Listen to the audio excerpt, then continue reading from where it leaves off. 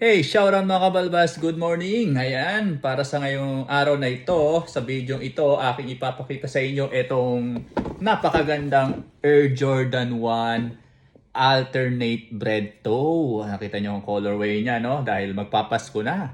Ayan, uso na naman ng pula. So, bakit meron ako nitong size 9.5 na ito? And bago ko sabihin, pakita muna natin kanyang outsole. Ayan, red ang outsole niya. White yung kanyang Nike swoosh. And then meron siyang black lace, red toe, and black here. And ang capsule is obviously white. Tapos ang kanyang Jordan wings, ayan. Ang kagandahan itong Jordan wings na ito guys ay tahi siya, burda. Ayan no. Hindi siya yung print lang no. And meron siyang Jumpman na red dito.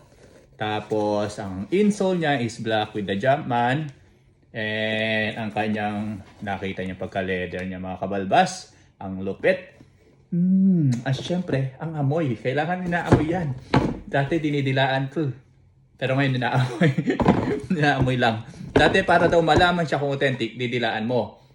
Pero ngayon, amoy na lang natin. Mabango. Ayan, amoy rubber. Kasi pag dinilaan ko to, baka dilaan din nung bumili. Mag-lips to lips kami.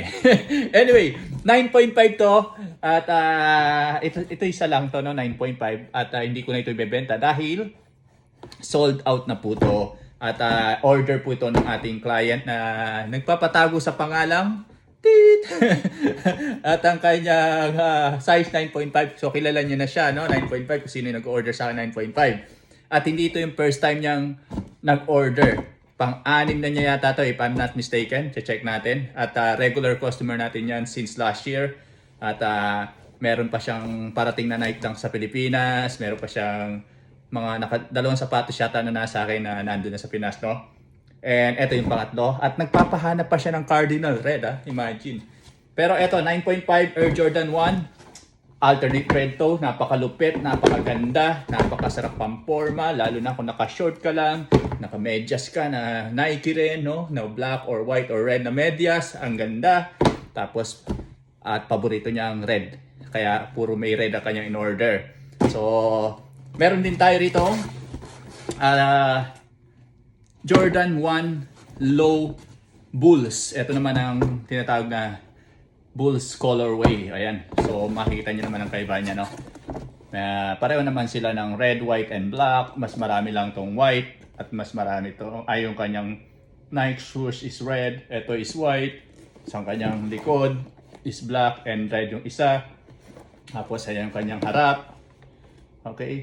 Ayan ang pagkakaiba ng Bulls and alternate bread to. Pero parehong size 9.5 to. Baka naman magustuhan mo rin to. Baka naman gusto mo rin to, ha. Hindi pa to sold, ha. 9.5 dito, size mo rin to. Anyway, eto ang sayo. Alright, ayan, magandang mga kabalbas sa mga hindi pa nakaka-follow sa ating page. KBS, Kuya Balbas Sneakers, follow nyo lang po tayo, no? Diyan, at marami tayong parating na bago. At I'm sure magugustuhan nyo yung ating mga bagong shoes. And kung willing po kayo at gusto nyo talaga magkaroon ng shoes, lalo nyan sa Pilipinas, don't worry. I got you guys. Nagpapalay-away tayo dyan. Free shipping pero willing to wait dahil isisikargo lang natin yan, no? Para hindi kayo magastusan sa ating shipping fee. Ipi-free shipping natin yan para sa inyo.